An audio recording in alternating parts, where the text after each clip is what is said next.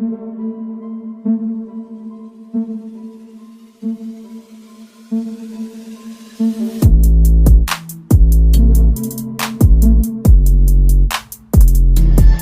Friends, तो कैसे हैं आप लोग। आई होप आप लोग अच्छे होंगे और स्वस्थ भी होंगे। अनकैनी स्टोरीज़ डार्क में आप सभी का स्वागत है। आज की कहानी बहुत ही ज़्यादा डरावनी है। उससे पहले आप लोग चैनल को सब्सक्राइब कर लीजिए, लाइक कमेंट करिए और शेयर करिए। प्लीज़ कमेंट करके ज़रूर बताया करिए कि आपको कहानी कैसी लगी। आज की कहानी बंगाल की एक ऐसी डायन की कहानी है जो कि बहुत ही ज़्यादा खौफनाक है और वो बहुत कुछ करना जानती है। तो आपको अब कहानी की तरफ ले चलते हैं। कहानी है रवि की। रवि दिल्ली में रहकर कॉलेज में पढ़ाई करता है और उसकी फैमिली भी वहीं पर रहती है। पर इनकी बुआ की शादी बंगाल में हुई थी, क्योंकि उनके फूफा जी और इनके पापा बहुत पुराने दोस्त थे। क्योंकि इनके पापा पहले कोलकाता में जॉब करते थे, इस वजह से उनकी दोस्ती हो गई थी और दोस्ती ही रिश्तेदारी में बदल गई। तो इनकी बुआ की शादी कोलकाता में हुई, लेकिन उनका गांव बंगाल में था, पश्चिमी बंगाल। अब ये लोग वहाँ पर बहुत अच्छे से रहते थे, सब कुछ ठीक था। लेकिन उनकी बुआ, जिनका नाम सुषमा है, कहानी उनकी ही है। वो अपनी पूरी परिवार के साथ रहती थी, लेकिन उनके जो छोटे भाई थे उनसे उनका कुछ मतभेद हुआ उनके पति का, जिस वजह से उन्होंने वो घर छोड़ दिया। अब वो सोच रहे थे कहीं पर किराए पर लेकर रह लेंगे, उसके बाद धीरे धीरे अपना घर बनवा लेंगे। उनका एक प्लॉट पड़ा हुआ था, तो उन्होंने सोचा कि कुछ दिन किराए पर रह लेते हैं, उसके बाद अपना घर बन जाएगा। उनके सास ससुर भी इनके साथ ही थे, लेकिन फ़िलहाल उनके सास ससुर किराए के घर में नहीं रहकर वो अपने छोटे बेटे के साथ ही रह रहे थे। फिर उन्होंने सोचा था जब अपना खुद का घर बन जाएगा तब वो इनके साथ शिफ्ट हो जाएंगे। उनके घर की स्थिति भी ज़्यादा ठीक नहीं थी, नॉर्मल मिडिल क्लास ही थे। तो उन्होंने एक जगह पर किराए पर घर लिया, ज़्यादा महंगा नहीं था, मतलब उनको अच्छे बजट में मिल गया था किराए पे घर। तो रवि बताते हैं उनकी बुआ जब वो उस घर में शिफ्ट हुई थी, उसके बाद से ही उनके साथ कुछ ऐसा होने लगा जो कि बहुत ही ज़्यादा डरावना था। रवि बताते हैं कि वो जब शिफ्ट हो गई थी उसके बाद रवि और उनके पापा गए थे एक बार मिलने के लिए।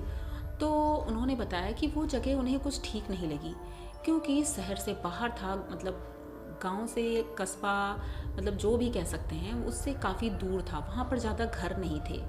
इसीलिए शायद उनको कम रेट में वो घर किराए पे मिला था। अब उस घर में 2 किराएदार रहते थे। एक तो ये थे, ये नीचे के फ्लोर पे रहते थे, और ऊपर के फ्लोर पर एक बूढ़ी औरत थी और उनकी एक लड़की थी। 2 लोग ऊपर रहते थे।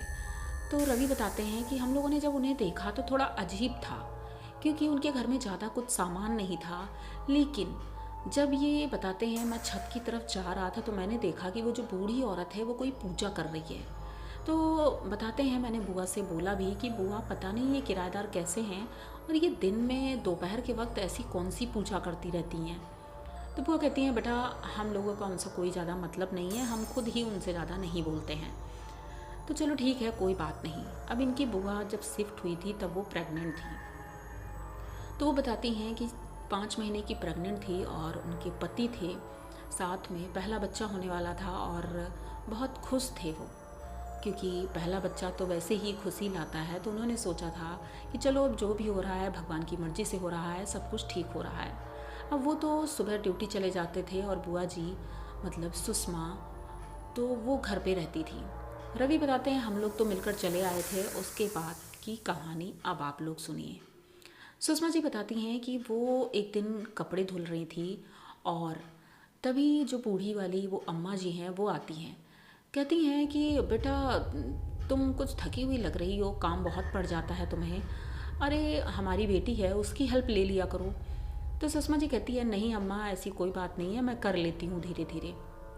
तो वो कहती हैं अरे नहीं, इस अवस्था में तुमको ऐसे काम नहीं करना चाहिए। तो सुषमा जी सोचती हैं कि मैंने तो किसी को बताया नहीं, सिर्फ मेरे पति को पता है, और मेरे पति तो वैसे ही कम बोलते हैं, किसी से ज़्यादा बात नहीं करते हैं, तो इनको कैसे पता चला ये सब। अब सुषमा कहती है हाँ ठीक है, लेकिन मैं मैनेज कर लेती हूँ। तो कहती है अरे नहीं बेटा मैं हेल्प करवा देती हूँ। वो बैठ करके सब्जी काटने लगती हैं। कहती ठीक है, जब तक तुम कपड़े धुल रही हो मैं सब्जी काट देती हूँ। अब ये सब्जी काटती हैं, उसके बाद जब बहुत जिद कर रही थी तो सुषमा ने भी बोल दिया कि ठीक है, अच्छा अम्मा आप यहीं पर तखत में बैठ के बाहर काट लो। तो वो सब्जी काटती रहती है और धीरे से वो सब्जी ले जा कर के वो अंदर कहती है मैं तब तक तड़का लगा देती हूँ, बेटा तुम कपड़े फैला दो। ये कपड़े फैला रही थी और ये जाती हैं किचन में खाना बनाने, मतलब सब्जी कहती हैं मैं तड़का लगा देती हूँ। पता नहीं ये वहाँ क्या करती, इन्हें काफ़ी टाइम लग जाता है। तो सुषमा जी अंदर जाती हैं क्योंकि अभी तो ज़्यादा जान पहचान थी नहीं, तो इन्होंने सोचा ऐसे किसी को अंदर नहीं जाने देना चाहिए। तो ये जब अंदर जाती हैं तो देखती हैं कि वो किचन में नहीं है, किचन में सब्जी में तड़का लग चुका है और ये उनके बेडरूम में है। बेड के एक कोने पर वो बैठी हैं, कुछ मुंह से बोल रही हैं। ये भागते हुए अंदर जाती हैं और उनको एकदम से बोलती हैं अरे अम्मा आप यहाँ क्या कर रही हैं। वो एकदम से उठकर खड़ी होती हैं और कहती है अरे बेटा वो मेरा कुछ गिर गया था, यहाँ पे कान की बाली गिर गई थी तो मैं ढूंढ रही थी। तो कहती है अम्मा आप वहाँ गई ही क्यों थी, क्योंकि किसी के बेडरूम में अम्मा ऐसे नहीं जाया जाता है। कहती अरे बेटा गलती हो गई, माफ़ कर दो, अब मैं नहीं जाऊँगी। वहीं पर इनका ड्रेसिंग रूम रखा था, मतलब ड्रेसिंग रूम था, तो वहाँ पर टेबल भी थी जहाँ पर कंघी, मेकअप का सामान, ये सारा सामान था। इन्होंने ये चीज़ नोटिस नहीं की और उसके बाद वो अम्मा जी चली जाती हैं। अब चली तो जाती हैं, अब सुषमा को थोड़ा अजीब तो लग रहा था, लेकिन दूसरे दिन शाम के वक्त उनकी बेटी आती है कि भाभी कोई हेल्प की ज़रूरत हो तो मुझे बता देना, मैं हेल्प कर दूँगी। तो सुषमा कहती है अरे नहीं बेटा ऐसा मुझे कोई हेल्प नहीं चाहिए, मैं कर लेती हूँ, आप जाओ, चाय पीनी है तो चाय पी लो। तो वो कहती है नहीं भाभी मैं चाय नहीं पीऊँगी, मैं जा रही हूँ। वो चली आती है। उसी के तीसरे दिन से, मतलब 2 दिन ये सब हुआ और तीसरे दिन उनकी तबीयत ख़राब हो गई, बहुत ज़्यादा उल्टी हो रही थी, वो भी उल्टी खून की उल्टी। अब इनके पति को जब ये बताती हैं अपने पति को तो वो कहते हैं ठीक है हॉस्पिटल लेकर जाते हैं। डॉक्टर कहते हैं कि सब कुछ ठीक है लेकिन ये खून की उल्टी क्यों हो रही है हमें खुद समझ में नहीं आ रहा है। इनकी तबीयत डाउन होने लगी। एक दिन ये पोछा लगा रही थी बाहर और पोछा लगाते लगाते इनकी निगाह पड़ती है ऊपर दादी की। वो दादी अम्मा ऊपर ही खड़ी थी बालकनी में, और बालकनी इस तरह से थी कि मतलब इनके ऊपर का फ्लोर बना हुआ था, सामने आंगन था। तो आंगन से जब ये ऊपर देखती हैं तो उनकी बालकनी दिखती थी। तो ये आंगन में पूरा प्लास्टर था तो वहाँ पोछा मार रही थी, क्योंकि धुलाई करने में रिस्क होता है कि गिर ना जाए, इसलिए इन्होंने सोचा कि चलो पोछा लगा देते हैं। लेकिन ये जब ऊपर देखती हैं तो वो दादी अम्मा नीचे ही देख रही थी, तो उन्हें देख करके इन्हें थोड़ा अजीब लगता है क्योंकि उनका चेहरा इन्हें क्लियर नहीं दिख रहा था, धुंधला सा दिख रहा था। तो ये सोचती हैं क्या मेरी आंखें ख़राब हो गई हैं।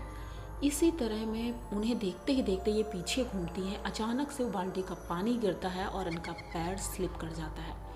अब ये नीचे गिरती हैं और बहुत ज़्यादा इन्हें तकलीफ़ हो रही थी। तभी वो लड़की नीचे उतर के आती है, वो बूढ़ी अम्मा की जो लड़की थी वो नीचे उतर के आती है और कहती है कि अरे भाभी आपको क्या हुआ है। वो तुरंत भैया को फ़ोन मिलवाती हैं सुषमा और उन्हें लेकर हॉस्पिटल जाते हैं। डॉक्टर तुरंत बता देते हैं कि आपका बच्चा अब नहीं है। अब सुषमा जी बहुत परेशान होती हैं कि आखिर मैंने ऐसा क्या किया है जो मुझे ये सज़ा मिली है। बहुत रोती है, बहुत परेशान होती है। गांव से इनके सभी लोग आ जाते हैं, सास ससुर सभी लोग इन्हें सांत्वना देते हैं। 2 दिन रुकते हैं, पर इन 2 दिनों में सुषमा के साथ अब बहुत अलग अलग एक्टिविटीज़ हो रही थी। इसे अपने रूप में कोई एक औरत दिखाई पड़ती थी जो इनके रूम में ही रहती थी। अक्सर वो रूम में एक कोने में या तो बैठी हुई दिखती थी या खड़ी हुई दिखती थी, कभी इनके सिरहाने पर बैठी हुई दिखती थी, कभी इनके बाल नोचते हुए दिखती थी। मतलब इनको वो परेशान करती थी। ये चीखती थी, चिल्लाती थी, लेकिन वो किसी और को नहीं दिखती थी। सुषमा जी इतना ज़्यादा परेशान थी, उनके पति समझ नहीं पा रहे थे इन्हें क्या हुआ है। और एक दिन इसी तरह ये चीखते हुए अपने कमरे में अपना दम तोड़ देती है। इनके पति को कुछ समझ नहीं आ रहा था। अब उनका क्रियाकर्म किया जाता है, सब कुछ कर लिया जाता है, लेकिन उनके पति अभी भी उसी घर में थे। अब सुषमा तो नहीं थी। रवि बताते हैं बुआ जी की जब डेथ हुई तो हम भी गए थे वहाँ पर, और हमें भी कुछ निगेटिविटी लग रही थी उस घर में। लेकिन अब हमें लगा कि वैसे ही माहौल शोक का है तो इसी वजह से ऐसा लग रहा होगा, तो ये लोग चले आए थे वहाँ से।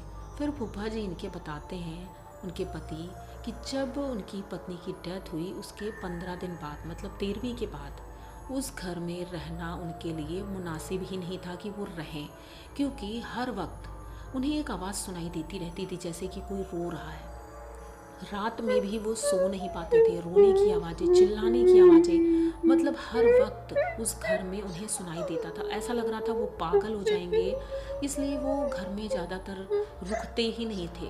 वो काम पर जाते थे और दिन में ज़्यादातर बाहर ही रहते थे। रात में तो घर आना ही उन्होंने छोड़ दिया था, क्योंकि जैसे ही वो घर आते थे ऐसा लगता था वो घर काटने को दौड़ रहा है। इन्हें कुछ समझ नहीं आ रहा था ऐसा क्यों हो रहा है। तभी इनकी सासू माँ आती हैं, सुषमा की। वो तो मर चुकी थी, लेकिन उनकी सासू माँ एक दिन आती हैं अपने बेटे को देखने के लिए।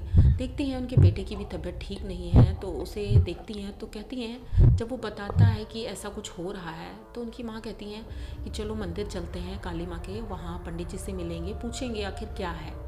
तो जब ये काली माँ के मंदिर पहुँचे थे तो वहाँ पुजारी जी से ये पूछते हैं कि मेरी भी तबीयत ठीक नहीं है, मेरी पत्नी गुजर गई है, तो क्या हुआ है, मतलब कोई प्रॉब्लम तो नहीं है, मतलब कुछ ठीक नहीं हो रहा है। तो पंडित जी इन्हें देखते ही बता देते हैं कि तुम्हारे ऊपर और तुम्हारी पत्नी के ऊपर काला जादू किया गया है।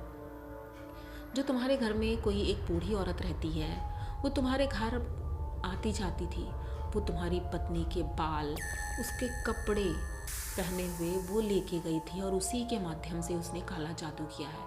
और वो कोई छोटी मोटी जादूगरनी नहीं है, वो बहुत ज़्यादा सिद्ध है। और वो इसी तरह जैसे तुम्हारे बच्चे को उसने मारा है, तो उससे उसको शक्ति मिलती है, बच्चों को खा करके ही उसको शक्ति मिलती है। इसीलिए उसने तुम्हारे बच्चे को मारा, फिर तुम्हारी पत्नी को। अब उसकी शक्तियाँ इतनी ज़्यादा बढ़ गई हैं कि अब वो तुम्हारे पीछे पड़ी है। और इसका सबसे बड़ा कारण ये है कि ये जो घर है, उस घर की वो मालकिन बनना चाहती है, मतलब अपनी बेटी को उस घर का मालिक बनाना चाहती है। इस घर के मालिक तो विदेश में रहते हैं, लेकिन इन्होंने सोचा कि इस घर पे अगर और कोई रहेगा तो हमारा कब्जा चला जाएगा और मेरी बेटी अकेली ही रह जाएगी। वो सिर्फ इसलिए ये सब कर रही थी कि उनकी बेटी इस घर की मालकिन बने और तुम लोग ये घर छोड़कर चले जाओ, और तुम लोगों को मारने से उसको शक्ति भी मिलती, इसीलिए उसने तुम्हारी पत्नी को और तुम्हारे बच्चे को मारा।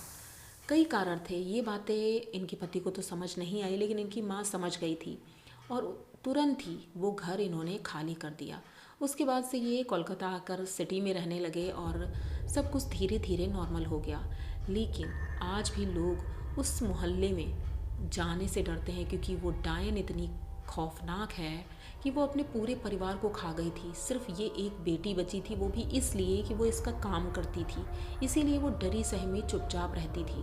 तो आप लोगों को इनकी ये कहानी कैसी लगी? अगर अच्छी लगी हो तो प्लीज़ चैनल को सब्सक्राइब करिए, लाइक कमेंट करिए, शेयर करिए और बने रहिए हमारे साथ। मिलते हैं फिर किसी नई कहानी में, तब तक के लिए डरते रहें।